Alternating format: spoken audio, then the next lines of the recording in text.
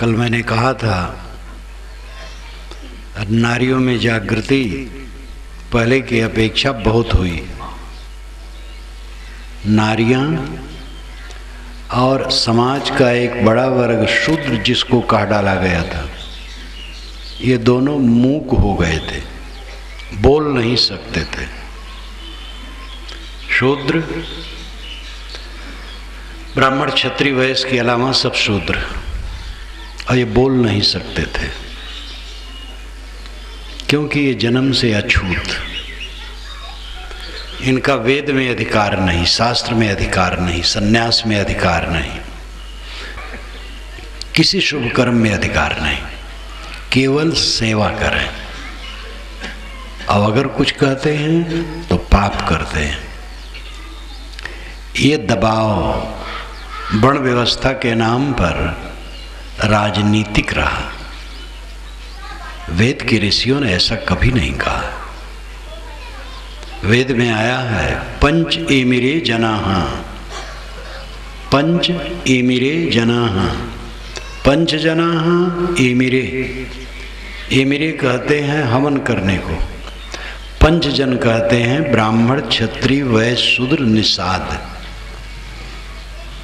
अपने वेद में मैंने लिखा है ज्ञानी, शासक, व्यवसायी, शिल्पी, श्रमिक। ये 5 वर्ग पूरी दुनिया में सदा से हैं और सदा रहेंगे। ध्यान दीजिए।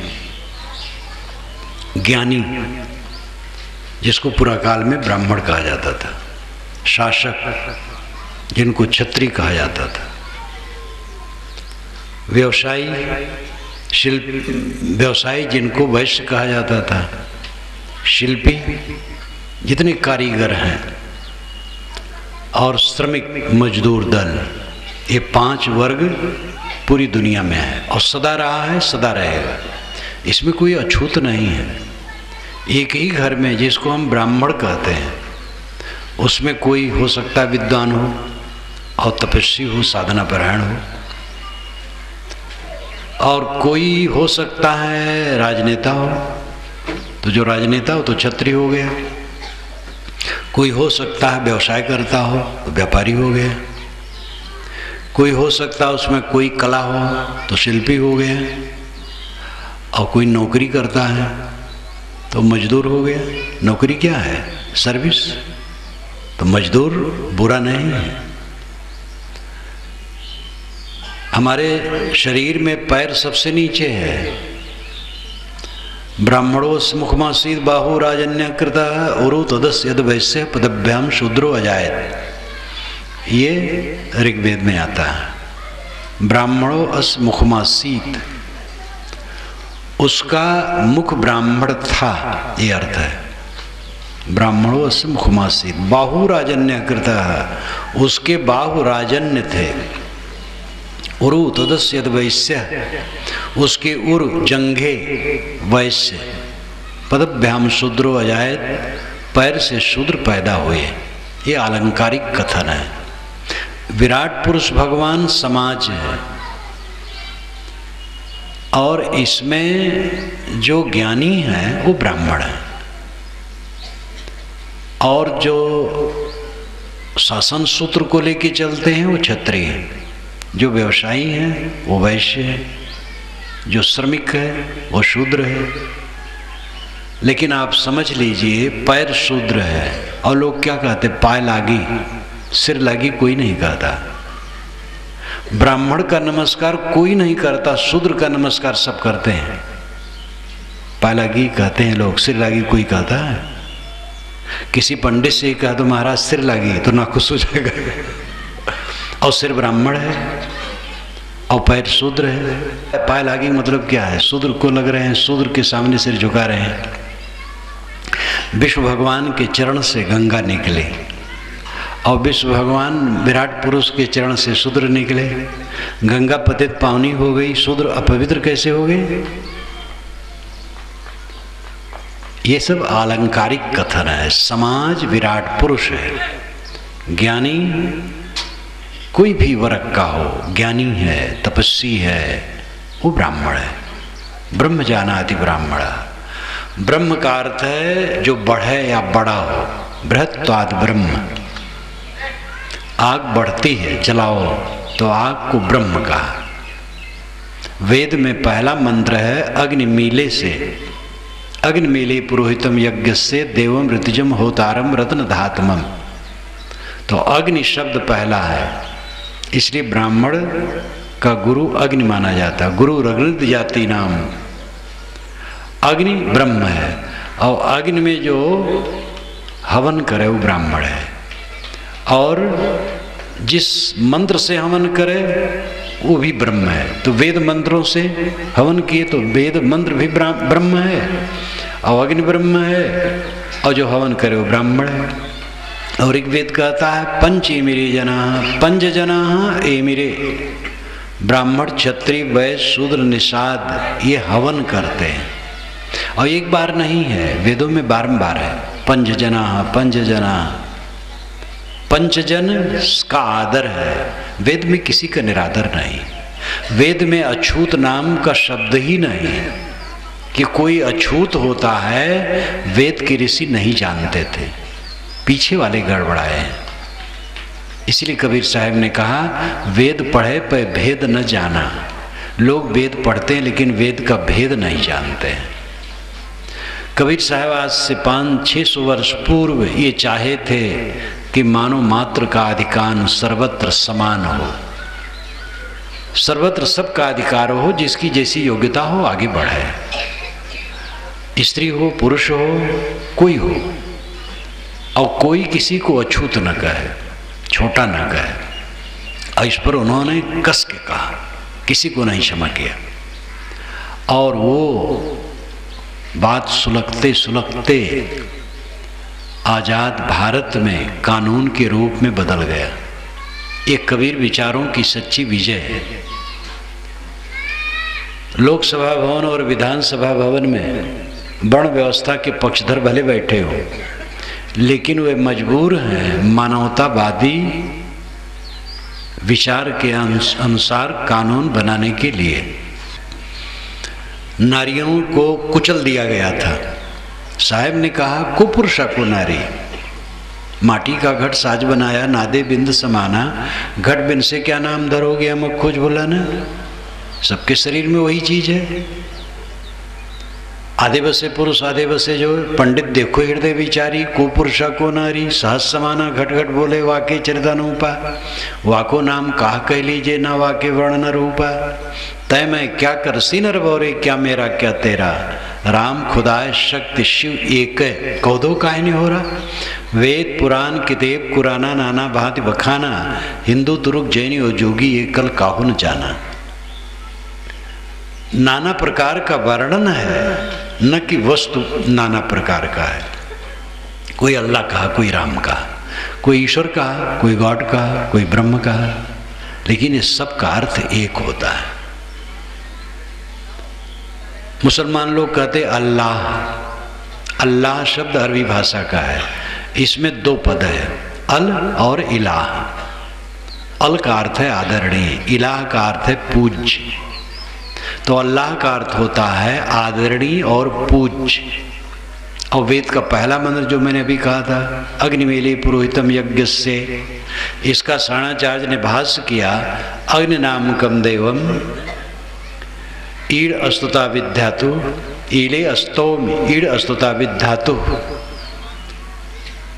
अग्नि तो अग्नि नाम का देवता है, ईले अस्तौमी, और ईले का अर्थ होता है अस्तुति योग्य, क्योंकि ईड़ अस्तुताविद धातु, ईड़ धातु अस्तुति परक है। ध्यान दीजिए, किसी भी संस्कृत शब्द को उसको आप पढ़िए और उसमें ईड़ शब्द देखिए, ईड, संस्कृत में ड के नीचे बिंदु नहीं लगता है, हिंदी में लगता है, संस्कृत में नहीं लगता है।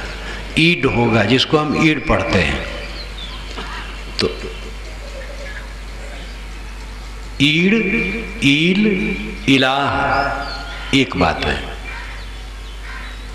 संस्कृत का ईड, ईड़ और अरबी का ईल और इलाह एक बात है। वेद में भी ईले है, ईले, ईड, इलाह सब एक बात है, दो कहाँ है। दुआ आप जानते हैं, दुआ मुसलमान लोग कहते हैं, अरबी भाषा का है, क्योंकि वेद आप पढ़ते नहीं हैं। वेद में बारंबार दुआ शब्द आता है और दुआ का उच्चारण वही है, अर्थ वही है। जो अर्थ माना जाता है आशीर्वाद देना, शुभकामना करना, प्रार्थना करना, ये सब अर्थ होते हैं। और यही अर्थ वेद के दुआ में भी है। हरम, हरम अरबी में घर को कहते हैं। वेद में बारंबार हरम घर के लिए आया है। मुसलमान घुटने टेक करके नमाज पढ़ते हैं, वेद में बारंबार घुटने टेक करके प्रार्थना करने की बात आई है। एक ही परिवार था और बदलते बदलते बदल गया। इसीलिए कबीर साहब ने कहा, भाई रे दुई जगदीश कहाँ ते आया, को कोने बोराया। अल्लाह राम करीमा केशो हरि हजरत नाम धराया। गाना एक कनक ते गाना आमे भाव न दूजा, कहन सुनन को दुई कर थापे एक नमाज एक पूजा। वही महादेव वही मोहम्मद ब्रह्मा आदम कहिए, को हिंदू को तुर्क कहावे एक जमी पर रहिए। वेद किताब पढ़े हुए कुतबा, वे मौलाना वे पाड़े, बेगर बेगर नाम धरा एक मिट्टी के भाड़े। एक मिट्टी के बर्तन है, अलग अलग नाम है। इस अनेकता में एकता के सूत्र को कबीर साहब ने खूब कहा। कबीर वाणी आप जितना पढ़ेंगे मेल मिलाप की भावना बढ़ेगी। आजकल और सब समय राजनीतिक लोगों ने धर्म का नाम लेके समाज को गुमराह किया है। इनसे सावधान रहना चाहिए। धर्म कोई मान सकता है, राजनेता भी मनुष्य, उसको भी धर्म मानना चाहिए। धर्म का मतलब है संयम और शील। अपने पर संयम रखे, दूसरे के साथ शील का बर्ताव करे, यही धर्म है। और महापुरुषों को राम को माने, कृष्ण को माने, कबीर को माने, नानक को माने, मोहम्मद को माने, ईसा को माने, बुद्ध महावीर को माने, दयानंद सरस्वती को माने, विवेकानंद को माने, जिसको माने सबको माने, बहुत बढ़िया है। लेकिन इन लोगों को राजनीति का मोहरा न बनावे। मानना अपने कल्याण के लिए और राजनीति का मोहरा बनाना फिर खतरनाक है। फिर समाज को गुमराह करके उठ जाते हैं और समाज को विकृत करते हैं। धर्म का आचरण सबको करना चाहिए और सबको धार्मिक होना चाहिए, लेकिन धार्मिक प्रतीकों और महापुरुषों के नामों का राजनीतिकरण नहीं करना चाहिए। जातिवादी भावना भी भड़काने वाले हैं। ब्राह्मण शूद्र बैकवर्ड फॉरवर्ड में भेद डाल करके देश को तोड़ने की चेष्टा, ये बहुत गलत है। आज जरूरी है मेल मिलाप की भावना बढ़ाने की। सब भूल जाएं किस जात किस वर्ण के, हम सब मनुष्य हैं। प्रेम से रहें, स्वच्छता पर ध्यान हो। छुआछूत मैं भी मानता हूँ। कोई हाथ अशुद्ध है किसी का तो उसे कोई पवित्र वस्तु नहीं छूना चाहिए। हाथ धो ले तब छुए। टट्टी घर में गया है वो अछूत है, स्नान कर ले, अछूत नहीं है। ये छुआछूत की परिभाषा है। मेहतर अछूत होता है क्योंकि वो टट्टी फेंकता है। किसके मुंह में 32 दांत है जो कहे कि मैं मेहतर का काम नहीं करता हूं। सुबह उठ करके कौन काम लोग करते हैं? बड़े बड़े ज्ञानी, बड़े बड़े अपने को बहुत बड़ा मानने वाले सुबह उठ करके यही काम सब करते हैं।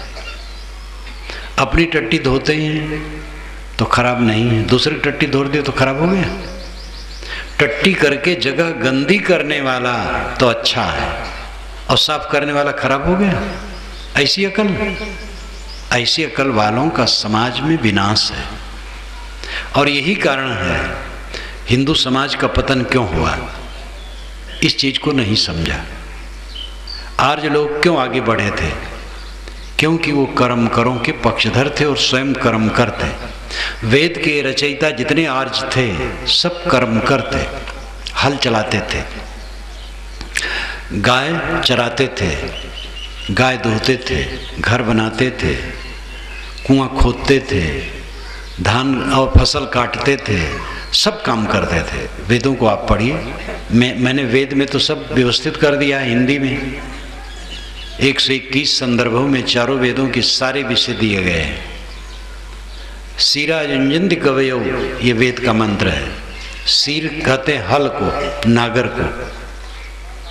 कवि कहते हैं ज्ञानी को। ज्ञानी हल चलाता है, इंद्र हल चलाता है, बात आती है। कारुरहम ततोभिषग उपल प्रक्षणी नाना नाना धियो वसूयव अनुगायु तस्थिम, ये वेद का मंत्र है। कारुरहम, मैं कारु हूं। कारु नाम कारीगर, वेद का कारु और सामान्य भाषा का कारूगर कितना मिलता है। मैं कारीगर हूं, मैं बढ़ई का काम करता हूं। कारुरहम ततो भिषक, मेरा तात भिषक है, वैद्य है, दवाई कूटता है। उपल प्रक्षणी नना, नना माता। नना क्यों कहा गया? क्योंकि वो नम्र हो जाती है, बच्चे को दूध पिलाती है तो नम्र हो जाती है। ये साणाचार्य है, यास्क मुनि ने भाष्य किया। यास्क मुनि आज से 2800 वर्ष पूर्व हुए। उन्होंने कहा कि माता को नना इसलिए कहते हैं कि वो जब दूध पिलाती है बच्चे को तो झुक जाती है, नम्र हो जाती है। उपल प्रक्षणी नना, मेरी माता उपल प्रक्षणी है, भड़बूज है। वेद का मंत्र रचने वाला ऋषि कहता है कि मैं बढ़ई हूं, बढ़ई काम करता हूं। मेरा पिता वैद्य काम करता है और मेरी माता भड़बूज है।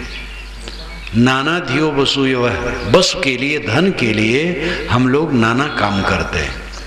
अनुगायु तस्तिम, जैसे गायें चरागाह में चारा खोजती हैं, ऐसे हम धन के लिए परिश्रम करते हैं। उदार हृदय, वैदिक ऋषि उदार सरल, सब ऋषि कर्मकर थे, मोटा काम करते थे। वेद के मंत्र भी रचते थे, बढ़ई काम भी करते थे, हल भी चलाते थे, पशु भी पालते थे, सब काम करते थे। और वो लोग जानते भी नहीं थे कि जो मोटा काम करे वो छोटा होता है। ये वर्ण व्यवस्था बनी तो वर्ण व्यवस्था के 3 संस्करण हुए। पहला संस्करण है काम का बंटवारा, उसमें कोई छोटा बड़ा नहीं था। दूसरा संस्करण है गुणों के अनुसार वर्ण मानना। तीसरा संस्करण है कि जन्म से मान लेना। जन्म से जब से मान लिया गया तब से बिगड़ गया।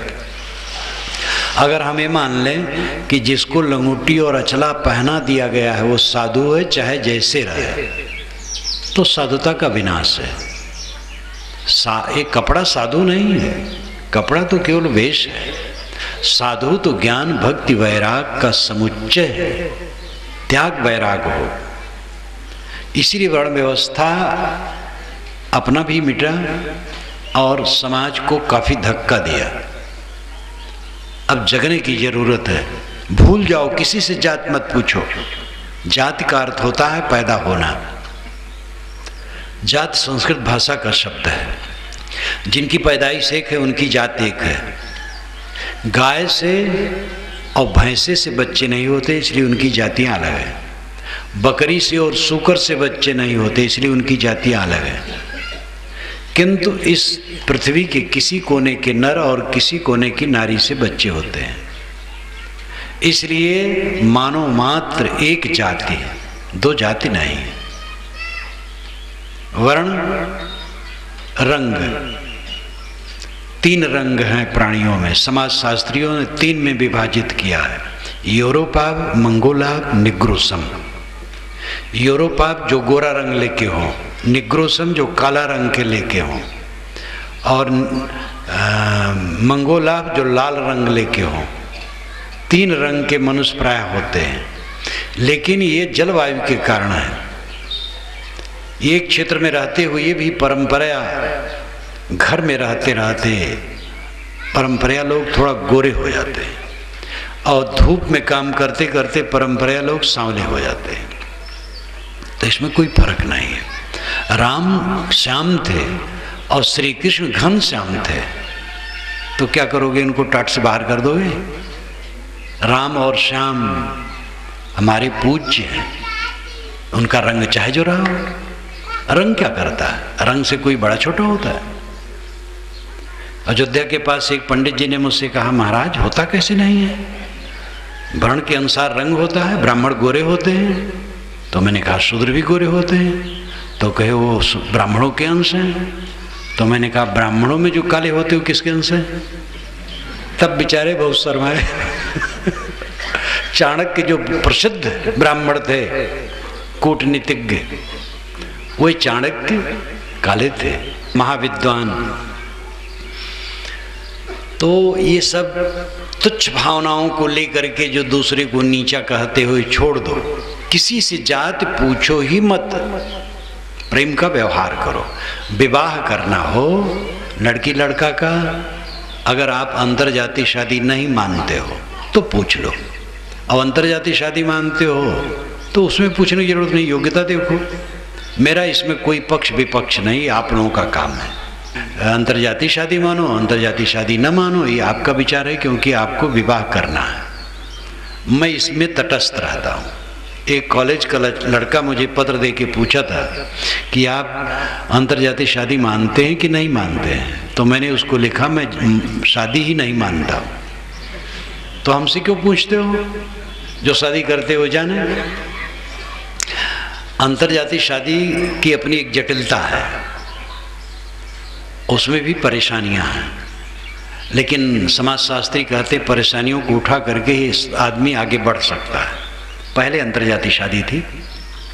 विश्वपर्वादैत्य की पुत्री शर्मिष्ठा राजा जजात की पत्नी थी, और रघुवंशी थी राजा जजात, और झूसी के राजा थे जो आजकल इलाहाबाद से पूरब तरफ गंगा के तट पर झूसी है, उसका नाम प्रतिष्ठानपुर था।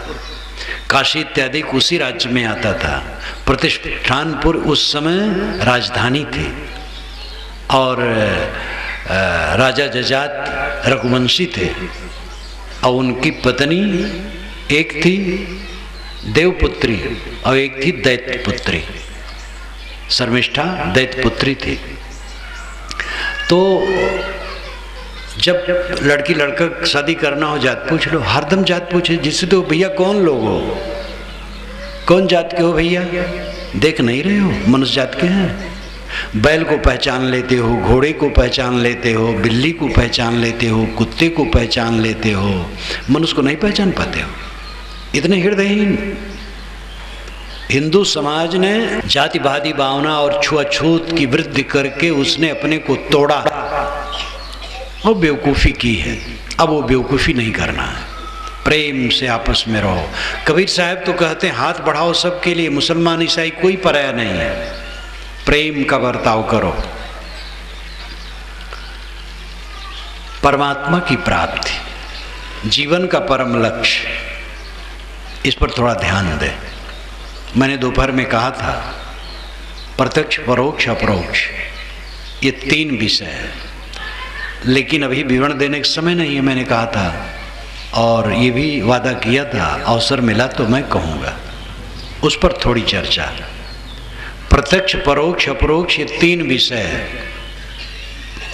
प्रत्यक्ष है इंद्रियों से दृश्यमान, ये प्राणियों का शरीर, घर मकान, बाग जंगल, पर्वत, समुद्र, रेगिस्तान, जो कुछ भी दिखाई देता है ये प्रत्यक्ष है।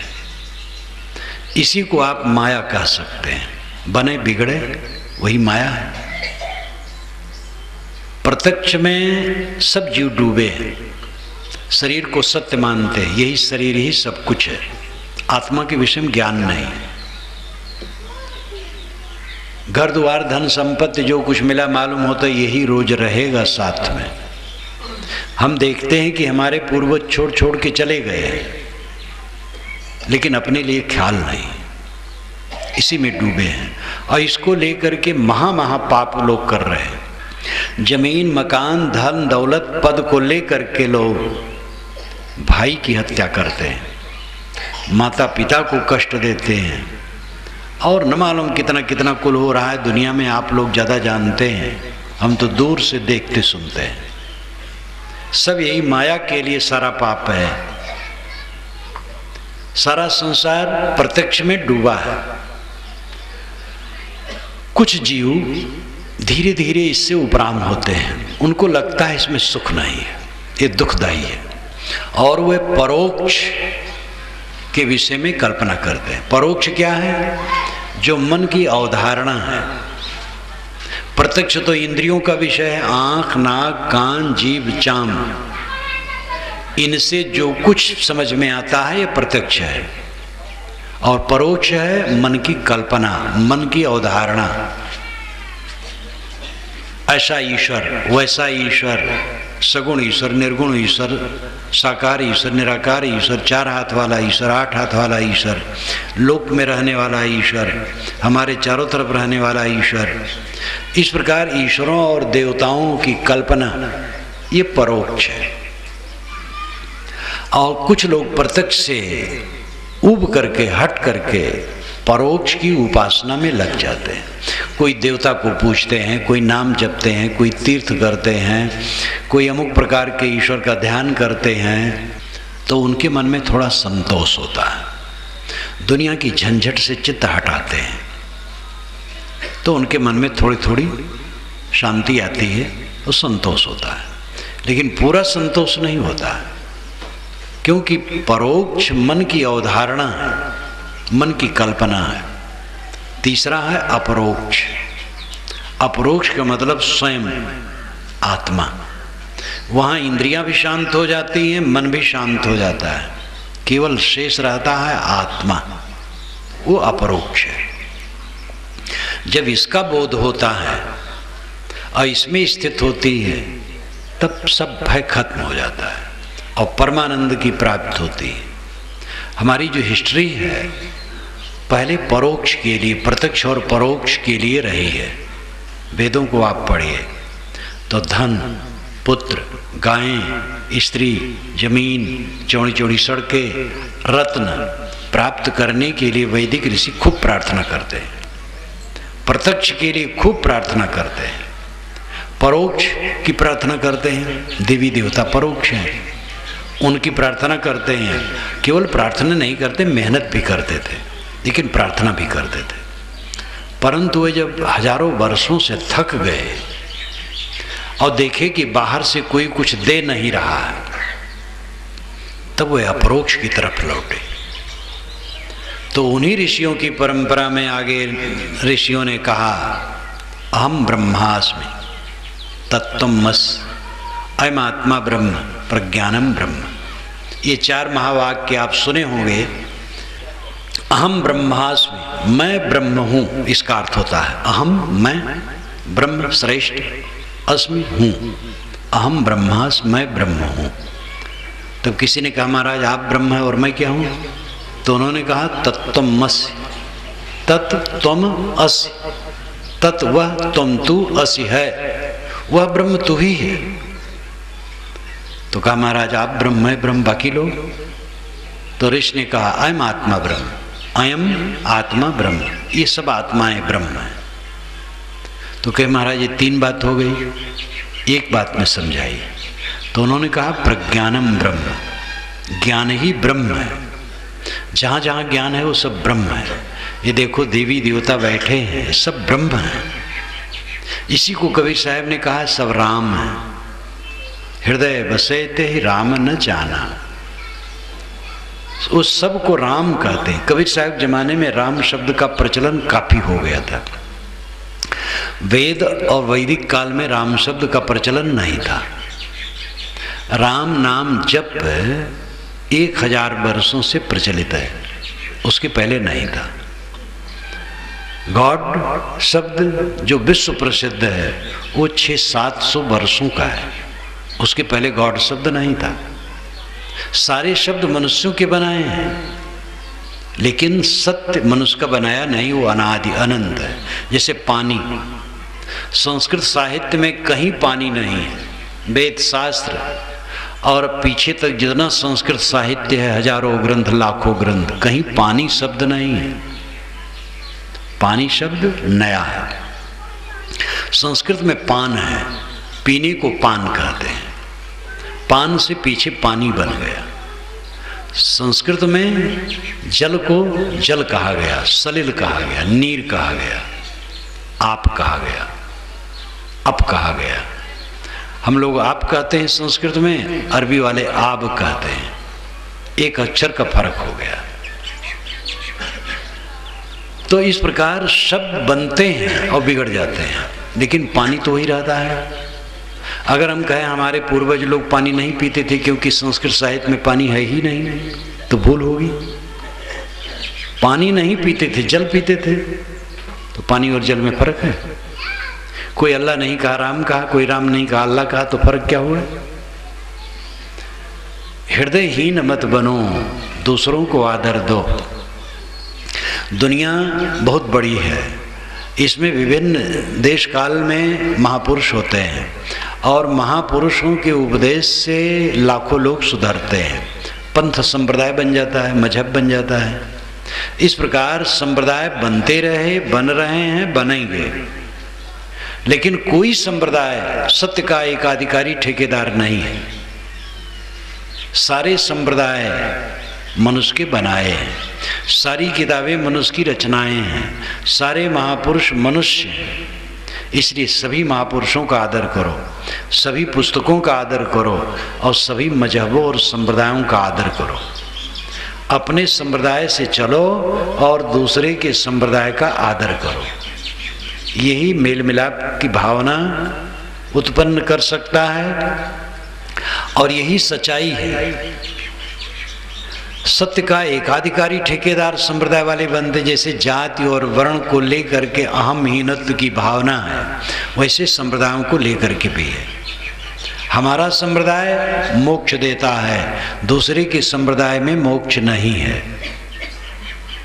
कट्टर कृष्ण उपासक राम उपासकों का भी मोक्ष नहीं मानते हैं, राम उपासकों का केवल स्वर्ग मानते हैं। जब कृष्ण उपासक कोई होगा तब मोक्ष होगा, और यही उलट करके राम उपासक कहते हैं। और शैव इन दोनों को कहते हैं। राम और कृष्ण 2 दिन के बच्चे, शिव पुराने हैं, शैव होने से कल्याण है। ये सत्य भी है कि शिव उपासना प्राचीन है। वह इंसान जब 14वीं शताब्दी में यहाँ आए हैं, चीन के संत थे बौद्ध, जब यहाँ आए हैं तो उन्होंने जगह जगह शिव उपासना देखी है, बुद्ध उपासना देखी है, जैन उपासना देखी है, वासुदेव उपासना देखी है, राम उपासना नहीं देखी है। श्री कृष्ण की उपासना पुरानी है, 2500 वर्ष पुरानी है। राम उपासना 1000 वर्ष की है। पहले पीछे कौन हुआ है इसका मतलब नहीं है। गीता ईसा के 400 वर्ष पूर्व बनी मानी जाती है और उसमें श्री कृष्ण पूर्ण भगवान है। वाल्मीकि रामायण में कहीं भी श्री राम के लिए भगवान शब्द नहीं। श्री राम को पूर्ण रूप से भगवान 1000 वर्ष से माना गया है और राम उपासना चल पड़ी। फिर कबीर साहब जमाने में और राम धुन चल रही थी। कबीर साहब ने राम शब्द को आदर दिया। हरि शब्द वेदों में हरि है, उसका अर्थ होता है अश्व। सूरज की किरणों को अश्व कहते हैं, उसको हरि वेद में कहा गया है। और वाल्मीकि रामायण में हरि का अर्थ है बानर। हरि का अर्थ परमात्मा, आत्मा। ये ईसा के बाद शुरू हुआ है और ईसा के 300 वर्ष बाद हरि भजन शुरू हो गया। इसलिए कबीर साहब जो अपना काव्य कह रहे थे, उसके 1000 वर्ष पूर्व से हरि भजन और 500 वर्ष पूर्व से, 400 वर्ष पूर्व से राम भजन चालू था। कबीर साहब ने राम और हरि दोनों शब्दों को लिया। तो ये सब शब्द हैं, लेकिन राम कह के, हरि कहकर, अल्लाह कहकर, खुदा कहकर, ब्रह्म कहकर जो अर्थ होता है वो एक है, वो चेतन सत्ता है। इसलिए भेद नहीं। अपरोक्ष आत्मा का ज्ञान ये जीवन का परम ज्ञान है। दुनिया में जितनी उपासनाएं हैं बहुत भेद प्रभेद है, लेकिन हम 2 में बांट सकते हैं। एक श्रद्धावाद यानी विश्वासवाद, एक विवेकवाद। विश्वास कहता है ईश्वर हमसे अलग है, विवेक कहता है ईश्वर और हम दो नहीं। और ये वाद सदा से रहा है। वेद का अर्थ करते हुए यास्क मुनि ने आज से 2800 वर्ष पूर्व अपने निरुक्त में पुराने आत्मवादियों का उदाहरण दिया है और कहा है कि वेद के इस मंत्र का अर्थ ऐतिहासिक लोग ये करते हैं, कर्मकांडी लोग ये करते हैं, लेकिन आत्मवादी यह करते हैं। आत्मवादी का अर्थ जो उन्होंने दिया है बिल्कुल कबीर साहब के विचारों के अनुसार, उपनिषद के ऋषियों के अनुसार। इसलिए आत्मवादी पुरुष वैदिक युग के भी पहले से भी थे। तो दो धारा, एक विश्वासवादी एक विवेकवादी, ये दोनों धाराएं सदा से रही। जो अपने से अलग ईश्वर मान करके उपासना करता है वो विश्वासवादी है, और जो कहता आत्मा परमात्मा एक है वो विवेकवादी है। और ये दोनों बात सदा से रहे हैं। अलग ईश्वर है ये परोक्ष उपासना है, आत्मा ही परमात्मा है अपरोक्ष उपासना है। स्वामी शंकराचार्य ने अपरोक्ष पर प्रेरणा दी। कबीर साहब तो अपरोक्षवादी कट्टर थे ही।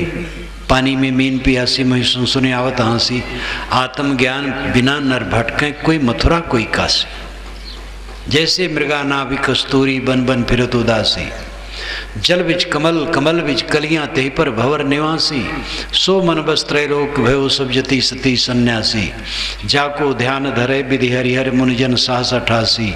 सो तेरे घट माहि विराजे परम पुरुष अविनाशी, है हाजिर तेह दूर बतावें दूर की बात निराशी।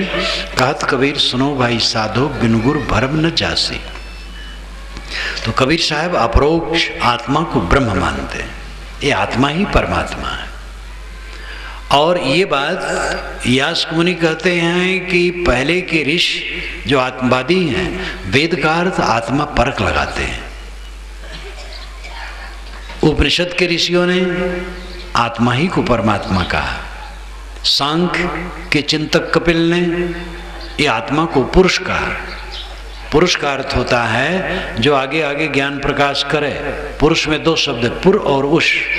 पुर नाम आगे, उष नाम जलाना, आगे आगे ज्ञान प्रकाश करते रहना, ये जीव का लक्षण है। इसलिए पुरुष चाहे स्त्री के शरीर में हो, चाहे पुरुष के शरीर में हो, चाहे नपुंसक के शरीर में हो, सभी आत्मा पुरुष है और ये पुरुष ब्रह्म है। आत्मानम चेत विजानीयात अयमस्मि उत्पुरुषः किमिच्छन्न कस्य कामाय शरीर मन संजरेत। ये श्रुति कहती है कि जिसने समझ लिया ये चेतन पुरुष ही परम पुरुष है, यही ब्रह्म है, वो देह का अभिमान लेकर के क्यों भटकेगा, वो आत्म तृप्त हो जाएगा। तो अपरोक्ष ज्ञान अंतिम ज्ञान है। स्वामी शंकराचार्य कहते हैं अस्ति कश्चित स्वयं नित्यम अहम प्रत्यय लंबन। अस्ति है कश्चित कोई, अस्ति कश्चित स्वयं खुद, अस्ति कश्चित स्वयं नित्यम, नित्यम सदा, अहम मैं, प्रत्यय बोध, लंबना आधार। मैं बोध का आधार कोई स्वयं सत्ता है, ये इसका अर्थ हुआ।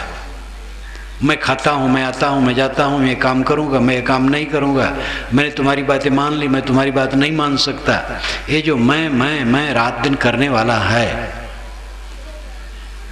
इस बोध का आधार कोई स्वयं नित्य सत्ता है। ध्यान दीजिए, स्वयं है, नित्य है, अपने आप है, स्वयं खुद यानी आप ही है। वो है परमात्मा ही परमात्मा को खोज रहा है, ब्रह्म ही ब्रह्म को खोज रहा है, राम ही राम को खोज रहा है। किसी ने कहा कबीर साहब से आप राम राम बहुत कहते हैं, राम क्या है? उन्होंने केवल बीजक में 250 बार राम कहा है। तो कबीर साहब ने कहा कहें कबीर ये हरि के बूता, राम रमे ते कुकुरी पूता। राम तो कुकुरी के पूत में भी रमा है। कबीर का राम केवल दशरथ पुत्र राम नहीं है, उनका राम रावण में भी है, आप में भी है, मक्खी मच्छर में भी है, सब में है। और यही राम सार्वभौमिक सार्वकालिक है। ऋषियों ने, पंडितों ने भी कहा, संस्कृत के पंडितों ने भी कहा, रमन्ते योगिनो यस्मिन् रामः, रमन्ते योगिनः यस्मिन् इति रामः। योगी जन जिसमें रमण करते हैं वही राम है। तो योगी किस में रमण करता है? आत्मा में। आत्मा राम है। परमात्मा को खोजो मत, जरूरत है सफाई करो। मन की सफाई, वाणी की सफाई, कर्मों की सफाई। मन साफ रखो। मन में कूड़ा कचरा आने का सर्वत्र चांस है। नींद खुली, काम वासना, क्रोध, द्वेष, ईर्षा, चिंता, उद्वेग, मवाद मन का शुरू हुआ। इसको साफ करने कोई साधन नहीं। सुबह उठे, पेशाब जाते हैं, टट्टी जाते हैं, अंदर का कचरा निकाल दिए, कुल्ला किए, मंजन किए, स्नान किए, ऊपर से भी धो डाले, कपड़े धो डाले, बर्तन धो डाले, घर की सफाई किए, मन को गंदा किए। बहुत सी चीज़ों की सफाई सुबह की जाती है और मन को गंदा सुबह से ही किया जाता है। मन की सफाई करना चाहिए, ख्याल ही नहीं है। इतने लोग यहाँ बैठे हैं, कितने लोग हैं जो सुबह शाम बैठ करके आत्मानुसंधान करते हैं, संध्योपासना करते हैं। संध्योपासना का अर्थ है संध्या काल में उपासना करना। प्रातः संध्या है, दोपहर संध्या है, शाम जैसे ये समय एक संध्या है, आधी रात संध्या है। दो समयों के जोड़ को संध्या कहते हैं। आधी रात को लोग सोते इसलिए उसको कैंसिल रखा गया। प्रातः, मध्याह्न और शाम, ये तीन संध्याएं मानी गई। पंडितों ने तीन संध्याएं संध्योपासना में रखा, लेकिन द्विजों के लिए रखा। ब्राह्मण क्षत्रिय वैश्य कर सकते हैं, शूद्र नहीं। ये दुर्भाग्य है। मुसलमानों ने 5 वक्त नमाज रखा, सबके लिए मेहतर हो, कोई हर्ज नहीं, कोई भी हो सब करे। हिंदुओं के अगुआ ब्राह्मणों ने कहा नहीं, ब्राह्मण क्षत्रिय वैसी संध्योपासना कर सकते, शूद्र नहीं। और वेदों में ऐसा कहीं नहीं है कि शूद्र नहीं कर सकते हैं। तो संध्योपासना सबको करना चाहिए। संध्योपासना मतलब सुबह, दोपहर, शाम अकेले में बैठ जाओ, सोचो काम की लंपटता जैसे पहले थी वैसे है कि घटी है। क्रोध की आग, ईर्षा, द्वेष, चिंता, उद्वेग, ये मवाद मन के घटे हैं कि बढ़े हैं। दया, क्षमा, शील, संतोष, ये सद्गुण बढ़े हैं कि घटे हैं। सद्गुण बढ़ाएं, दुर्गुण घटें तो जीवन व्यापार सफल है। अपने मन की सफाई करो, ये सच्ची साधना है। फिर आप किसी मंत्र और नाम को जपते हैं, उसका खंडन नहीं। जो जिस नाम को जपना चाहे जपे, मंत्र जपना चाहे जपे, लेकिन मंत्र जप और नाम जप भजन की कसौटी नहीं है। एक पंडित जी ने मुझसे कहा कि अयोध्या में मैंने एक महात्मा का प्रवचन सुना कि 27 करोड़ राम नाम जप कर ले तो मोक्ष हो जाएगा। तो मैं करने लगा, तो 25 करोड़ जप डाला, लेकिन कुछ फर्क नहीं पड़ा, इसलिए वो भी आ गया, छोड़ दिया। तो मैंने कहा 2 ही करोड़ बचा था, कर लेते, कौन जाने मुक्ते हो जाते। कहे 25 करोड़ जपा, कुछ फर्क नहीं पड़ा, तो इसलिए विश्वास नहीं हुआ। महिमा में ऐसी बातें कह डाली गई हैं जिससे आदमी भटक गया। 18 पुराण और महाभारत, इन 19 जिल्दों में से छाटे जाएं तो 40,000 श्लोक निकलेंगे जो महिमा परक है। 40,000, 18 पुराण और महाभारत। वाल्मीकि रामायण में ये सब विषय ऐसा नहीं, नाम मात्र कहीं अतिशयोक्ति है महिमा में। वैसे काव्य में तो खूब अतिशयोक्ति है, वाल्मीकि रामायण में भी, लेकिन उद्धार करने के लिए अतिशयोक्ति उसमें खास नहीं है। महाभारत में है, महाभारत में ज्ञान की बातें भी ज़्यादा हैं। तो महाभारत और 18 पुराण, इन 19 जिल्दों में से छांटे जाएं तो 40,000 श्लोक होंगे जो मनुष्य को भटकाने वाले हैं। नर्मदा का नाम लेते ही मोक्ष होता है। नर्मदा का कोई नाम ले, उसके बाद उसके अंदर में क्रोध, काम, लोभ, मोह न रहे तो मान लिया जाएगा मोक्ष हो गया। गंगा में नहा करके मोक्ष होता है, तो गंगा से स्नान करके जब निकले तो देखे कि राग द्वेष रहित हो गया, आत्म संतुष्ट हो गया, तो मुक्त हो गया। और गंगा से निकला, कपड़ा पहना, तुरंत तंबाकू रगड़ करके मुंह में भरा, तंबाकू तक नहीं छूटा, कैसे मोक्ष हो गया? राम राम जीवन भर जपते, लेकिन उसी मुंह में तंबाकू भी रखते हैं। राम और तंबाकू का कोई संयोग है? तो ये जप नाम बाहरी कर्मकांड करना बुरा नहीं है, कुछ न करने की अपेक्षा कुछ कोई करता अच्छा करता है, लेकिन वो धर्म की कसौटी नहीं है। धर्म की कसौटी है आचार की पवित्रता, मन कितना निर्मल है, वाणी कोमल है, सत्य है, बर्ताव पवित्र है, पर स्त्री से परहेज, पर पुरुष से परहेज। देवियों को चाहिए पर पुरुष का कभी स्पर्श भी न करें। साधु गुरु भी पर पुरुष हैं, साधु गुरु के भी चरण छूने की स्त्रियों को कोई जरूरत नहीं है। गुरु साधु जो उपदेश देते हैं उसको मानो, उससे कल्याण है, चरण छूने से कोई कल्याण नहीं। इसलिए देवियां सावधान, पर पुरुष का कभी स्पर्श न करें, साधु गुरु का भी स्पर्श न करें। और देवताओं के लिए भी यही निवेदन है कि वो पर स्त्री का स्पर्श न करें, संयम में रहें, पराये धन को नाजायज तरीके से न लें, किसी को तकलीफ न दें। घट घट में वही साईं बसत है, कटुक वचन मत बोल रे। मन वाणी कर्मों की निर्मलता असली पूजा है। धर्म का तत्व एक वाक्य में आप समझ सकते हैं, अपने पर संयम और दूसरे के लिए शील का बर्ताव। अपने लिए कड़ा, दूसरे के लिए नरम। अपने को क्षमा न करो, अपनी गलतियों को क्षमा न करो, अपनी गलतियों को निकालो।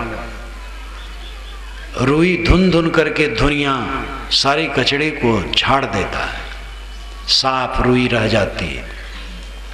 ऐसे अपने मन को धुनो, निर्मल करो, ये भजन है। और इससे ही चित्त शुद्ध होगा, शुद्ध चित्त ही आत्मस्थ होगा, आत्मा में लीन होगा। उसी को आप कहें परमात्मा में लीन होगा। आत्मा में लीन होने की स्थिति है। चित्त शांत, इस जितने भी साधक हैं ये सब मानते हैं कि जब चित्त बिल्कुल शांत हो जाता है तो तब अंतिम स्थिति आती है। मैं आपसे कहूँ कि आप लोग ध्यान करो। यहाँ सब लोग ध्यान करने लगे, कोई कबीर का ध्यान करता है, कोई राम का, कोई कृष्ण का, कोई शिव का, कोई और का, कोई नाथ का, कोई ज्योति का, कोई बिंदु का। फिर मैंने कहा कि आप लोग सारे विचारों को छोड़ दें, एकदम शांत हो जाए, संकल्प शून्य हो जाए। संकल्प शून्य हो गए सब, तब क्या रहा? न कबीर रहे, न राम रहे, न कृष्ण रहे, न शिव रहे, न नाद रहा, न बिंदु रहा, न ज्योति रहा। तब केवल शांति रही, निःशब्दता रही, नीरवता रही और शुद्ध चेतन मात्र आत्मस्तित्व रहा। ये अंतिम स्थिति है, इसमें विवाद नहीं है। पहले में विवाद है, लेकिन उसमें विवाद करने की जरूरत नहीं है। वो अपनी अपनी आरंभिक साधना है। कोई कबीर प्रेमी है तो कबीर का ध्यान करेगा, कोई राम प्रेमी है तो राम का ध्यान करेगा, कोई कृष्ण प्रेमी है तो कृष्ण का ध्यान करेगा। हरे राम हरे कृष्ण को तो आप जानते हैं, ये नारा तो पुराना है, लेकिन प्रभुपाद जी महाराज एक हुए बंगाल में, उनका प्रवचन मैंने सुना है कलकत्ता में बहुत पहले, तो अब नहीं रहे। उन्होंने अभियान चलाया देश विदेश में, इस्कॉन अंग्रेजों ने स्थापित किया। हरे राम राम राम हरे हरे, हरे कृष्ण कृष्ण कृष्ण हरे हरे, ये 16 नाम का जप है। तो एक बार जब उनसे कहा गया कि आपकी ये बड़ी उदारता है कि कम से कम कृष्ण के साथ आपने राम को भी लिया, तो बड़े संकोच में पड़ गए और कहे कि ये राम अयोध्या वाले नहीं, ये कृष्ण के बड़े भाई हैं। माने उन्होंने राम को नहीं लिया, श्री राम को, कृष्ण के बड़े भाई बलराम थे इसलिए राम लिया। तो कृष्ण से वो जरा भी हटने वाले नहीं, बस कृष्ण ही हैं, राम नहीं।